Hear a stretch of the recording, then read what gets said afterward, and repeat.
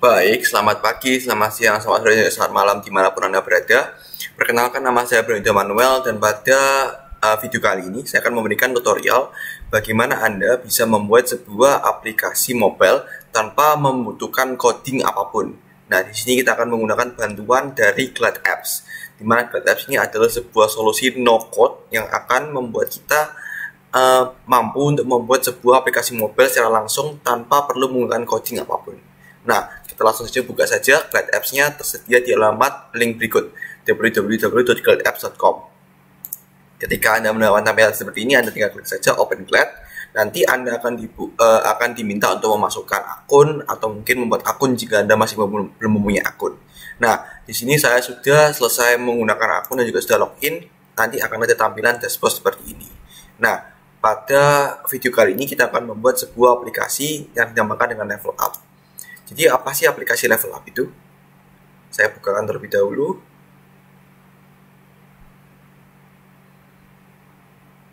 Kita tunggu sebentar untuk loadingnya. Nah, ini adalah aplikasi Level Up. Di sini Level Up ini adalah sebuah aplikasi to-do list di mana akan ada beberapa kategori seperti misal personal, profesional, dan hobi.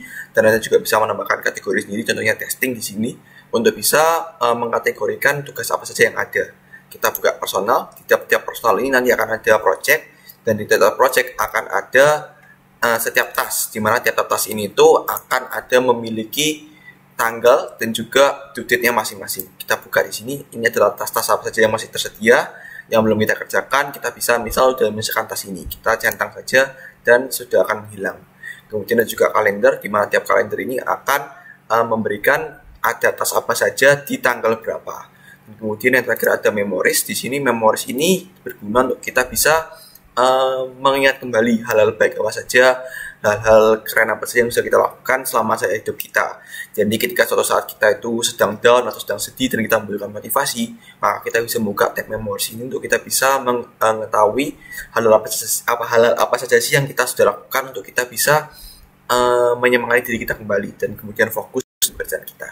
Nah, itu adalah sedikit preview dari apa yang akan kita buat di video kali ini. Tanpa berlama-lama lagi, kita langsung saja. Kita sebenarnya bisa membuat projectnya secara langsung dengan cara klik new project ini, tapi kita akan menggunakan template, jadi kita bisa lebih mudah lagi. Kita buka tadi, kemudian kita scroll ke bawah. Di sini ada namanya test tracker. Kita klik saja, kita copy template. Kita tunggu sebentar untuk Glad Apps mengenerate aplikasinya. Nah, dan inilah aplikasinya yang sedang di-generate. Sepertinya ini memakan waktu tergantung dari komputer Anda. Nah, ini dia template-nya. Oke, kita copy. Tunggu sebentar.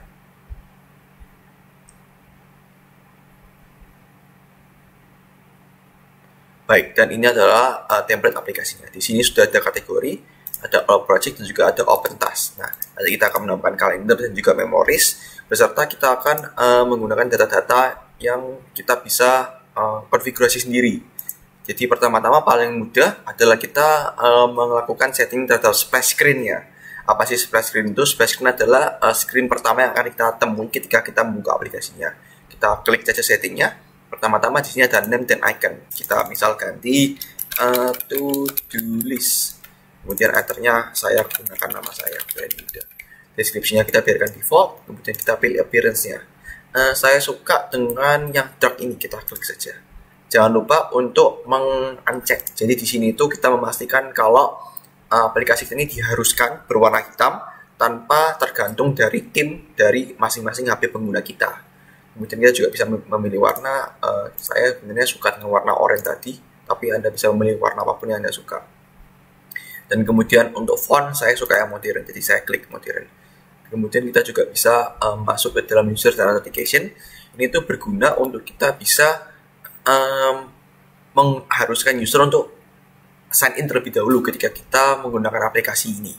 Oleh karena itu kita perlu source-nya. Kita buka saja di data editor. Kita buat tabel baru, new empty table. Kita tunggu sebentar, dia akan mengenerate. Kita ganti namanya dengan nama user. Ada name untuk nama usernya. Kemudian kita masukkan email. Tipenya kita pilih dari other, kemudian email. Kita klik dan kemudian kita tambah lagi. Kita bisa pilih ID. ID ini adalah primary key, di mana kita menggunakan primary key ini itu untuk bisa mengidentifikasi dari tiap user. Jadi dijamin unik dan tidak ada yang sama.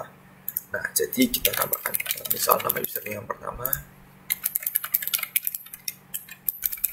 Baik, kemudian kita kembali ke setting tadi. Kita buka user configuration, source-nya adalah user.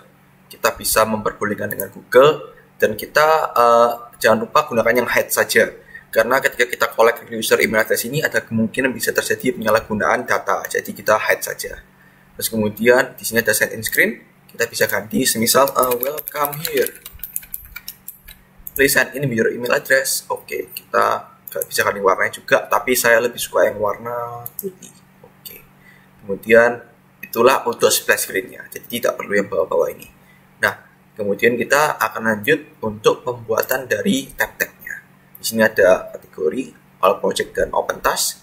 Kita buat lagi, kita klik di sini tanda plus, kita ganti namanya dengan nama kalender. Kemudian kita tambahkan lagi dengan nama memories. Baik, ke kalender terlebih dahulu. Di sini kita butuh source data, memori juga butuh source data. Baik, kita langsung bisa datanya. Kita akan ambil datanya dari task untuk kalender. Kita buat lagi namanya kalender. Nah, yang harus Anda sadari adalah di sini ada beberapa kategori dengan icon, image, dan project. Nah, kategori ini mengandung project, di mana di sini ada nama kategori, dan kemudian di task ini akan dikandung oleh project. Jadi kategori ada project, project ada task seperti itu. Nah, sebelumnya kita lengkapi terlebih dahulu data-data yang masih kosong. Di project ini masih ada due date, kita kopas saja, kita cek lagi di sini. Oke, biarkan saja kosong, tidak apa-apa. Kemudian di sini ada task, ada yang masih kosong, kita kopas untuk tanggal-tanggalnya. Kita gunakan tanggal yang lain supaya lebih ada sedikit variasi. Baik, kita coba cek lagi dan semua sudah penuh. Untuk kalender kita perlu nama, kemudian kita tambahkan lagi due date atau kita ganti date lah. Dengan tipe datanya adalah date, tapi kita ganti partnya dengan date only. Date formatnya short saja karena tidak perlu panjang-panjang. Respect time zone tidak apa-apa. Dan kemudian kita tambahkan lagi untuk status. Di status adalah boolean alias apakah iya atau tidak. Jadi hanya ada dua saja value-nya. Kita ketik dan oke. Kita lihat di task ada 16 baris. Kita tambahkan terlebih dahulu di sini. Kita langsung tambahkan di sini karena kita perlu melakukan copy dari data yang sudah ada. Jadi kita perlu menjamin adanya integrasi antara data satu dengan data yang lainnya. Jadi kita ambil tasknya, langsung saja kita Ctrl C, kalender, Ctrl V. Untuk tanggalnya ngambil juga dari task. Ini ada tanggal, Ctrl C, Ctrl V. Statusnya juga status, Ctrl C, kalender, Ctrl V. Baik, sudah selesai. Kita kembali di sini ke kalender.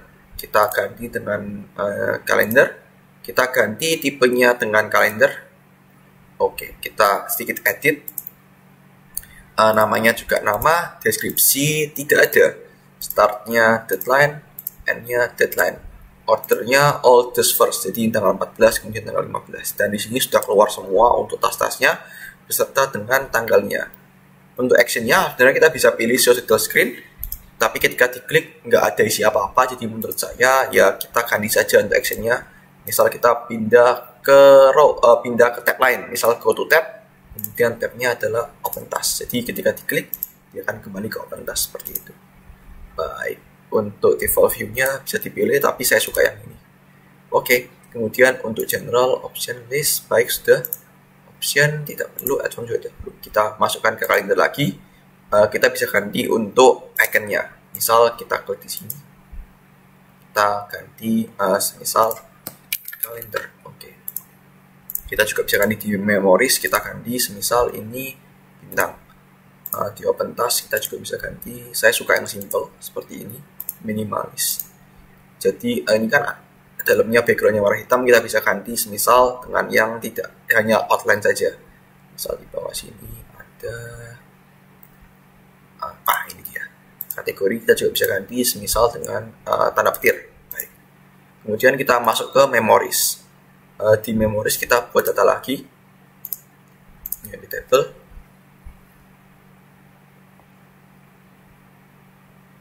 Kita tunggu sebentar.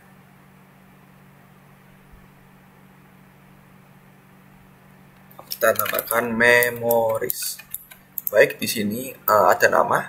Kemudian kita bisa menambahkan description. Dan kemudian kita bisa tambahkan lagi image, tipenya image. Dan oke, yes. Ini dia masih bingung. Oke. Nah, untuk nama semisal kita can create a mobile app. We can create a mobile app without any kind of codes using Glide apps. Kemudian kita juga tambahkan image. Kita gunakan stock image saja. Kita cari app. Nah, bisa pilih yang ini. Oke, kita kembalikan lagi ke layout. Kita ke memories. Kita bisa pilih untuk tipe datanya dari memories. Ini udah keluar. Kita bisa ganti-ganti, misal mau tiles atau list. Saya juga tiles sih. Kemudian kita juga bisa details, namanya nama, detailsnya description, image. Jika diklik akan menunjukkan deskripsi. Seperti ini. Baik, kemudian kita bisa ganti orientationnya. Mungkin lebih bagus vertikal. Cornernya kita kasih round, paddingnya kita berikan sedikit loose. Kemudian posisinya bisa juga di overlay, tapi kayaknya lebih enak dibaca kalau below. Text size. Oke, dan itulah untuk memoriesnya. Baik, sekarang kita udah selesai menambahkan kalender juga memories. Kita sekarang akan kembali ke kategoris. Nah, di kategoris ini sebenarnya saya agak tidak suka dengan adanya emoji ini. Kita jadi hapus saja sepertinya untuk iconnya. Delete. Baik, dan kemudian kita bisa kembali ke layout dan kita bisa ganti di sini. Ada image, kita ganti dengan image saja, jadi tidak perlu emoji. Nah, seperti ini. Oke, kemudian kita bisa add form, jadi kita memperbolehkan user untuk bisa melakukan kategorinya. Jadi nggak perlu pusing-pusing ke data editor. Kita klik dan di sini ada tambah plus. Kita klik plusnya. Nah, di sini apa saja sih yang perlu ditambahkan? Kita harus berkonsultasi ke datanya. Ada name dan image. Project ini tidak perlu sepertinya. Oke, sepertinya terjadi lag. Sebentar. Oke, kita buka lagi kategorinya. Nah, di sini ada professional, image, dan juga project. Jadi, kita kembali saja ke layoutnya. Pertama ada name. Ada name, kemudian kita buka, tambahkan lagi untuk description-nya. Ada untuk image-nya. Image speaker, dan tipenya image, benar. Kita requirekan untuk name-nya, kita require. Oke, dan kita coba tes ya. Testing, kita add. Oke, udah masuk. Untuk image-nya memang kita tidak tambahkan.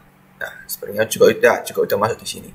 Kita tambahkan image-nya, misal ya kita boleh pilih ini misal kita.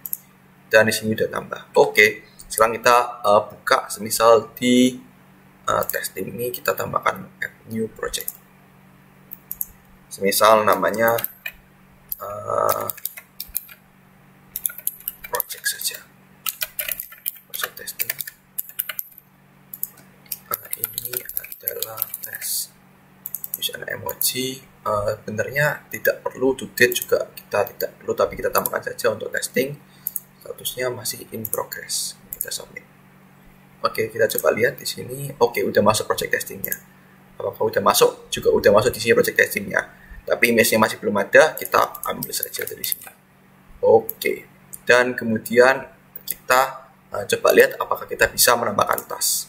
Dan di sini ada juga statusnya. Kita add new task. Project 1. Misal due date-nya 15. Oke, submit. Kemudian kita tambahkan lagi project 2. Due date-nya 16. Oke, submit. Ada 2 project. Kita lihat di sini all project untuk sini udah masuk ya. projectnya juga udah masuk, kategori sudah masuk, di open task juga udah masuk. Kita coba lihat di datanya, udah masuk juga. Tetapi sepertinya kita lihat di sini di kalender belum masuk. Itu karena kita masih belum menambahkan datanya ke kalender. Bisa dilihat di sini di kalender masih belum ada untuk project-project tadi. Nah, kita bisa menambahkan dengan cara tadi di all project, klik saja di sini add new task. Kemudian di sini ada on submit. Kita bisa menambahkan new action, create new action. Nah, kita bisa tambahkan langsung saja add row-nya ke kalender dengan isinya name. Deadline-nya kita tambahkan dengan due date. Kita berikan nama add to calendar. Oke, kita save. Oke, kita sekarang coba tag testing 3. Date-nya tanggal 22 misal. Oke, submit. Nah, kita lihat di sini testing. Kita lihat di sini apakah udah masuk di kalender. Nah, bisa dilihat di sini kalender udah masuk. Di task juga udah masuk. Testing 3. Kita lihat di sini ada masuk, open task juga udah masuk, di kalender juga udah masuk seperti itu. Nah, itu untuk kalendernya. Dan yang terakhir untuk memories, kita tambahkan juga. Kemudian kita bisa klik di sini memories. Kemudian di sini ada add details. Kemudian kita klik add form, allow user to add item. Kita klik di sini plus. Nah, kita kembali lagi konsultasi di sini. Ada apa saja? Ada name, description, dan juga ada image. Kemudian kita tambahkan di sini. Kita text entry juga. Kemudian kita tambahkan juga dengan image-nya. Image picker. Oke. Name-nya name kita require-kan. Deskripsinya tidak perlu require, tapi kita berikan space lebih. Beri medium. Dan image picker-nya juga image. Kita tambahkan saja. We can create YouTube. Hello there. We can create a YouTube videos. Oke, kita add. Kita lihat udah masuk. Kita coba lihat di sini, memori juga udah masuk, tapi image-nya mungkin belum kita tambahkan. Nah, sebenarnya juga bisa langsung menambahkan dengan cara upload, tapi terlalu lama, kita langsung masukkan saja dari sini seperti itu. Oke. Nah, seperti ini. Dan kemudian demikian kalau dari cara pembuatan aplikasi ini. Yang terakhir yang perlu kita lakukan adalah melakukan publikasi. Jadi kita langsung buka saja di setting. Nah, kita buka ke privacy. Jadi kita ganti ke public, jadi setiap orang bisa menggunakan aplikasi kita. Kita require-kan sign in-nya. Kemudian kita tinggal klik di sini publish. Kita pilih nama linknya, tapi saya biarkan default saja. Kita klik publish. Dan kemudian Glad Apps akan melakukan publikasi untuk apps-nya. Nah, di sini APK ini akan berbentuk link. Jadi linknya ini tuh nanti akan ketika dibuka mengharuskan user Anda untuk meng-download dulu Glad Apps di handphone mereka. Dan dari aplikasi itu nanti akan dilakukan preview untuk aplikasi ini. Nah, untuk bisa mendapatkan APK atau sebuah file yang untuk diupload ke Google Play, itu diharuskan Anda upgrade terlebih dahulu ke yang Glad Apps Pro. Nah, di sini saya belum Pro, jadi saya masih belum bisa menggunakan untuk yang download ke APK. Oleh karena itu, sepertinya kita akan menggunakan link ini terlebih dahulu. Ketika dibuka, nanti dia akan menunjukkan preview dari aplikasi kita seperti ini. Nah, demikian dari saya, Brenda Manuel, untuk video tutorial pada kali ini. Jika ada komentar, ada saran, ada kritik yang membangun, silakan tuliskan di kolom komentar. Terima kasih dan sampai kembali. Berjumpa di video-video berikutnya.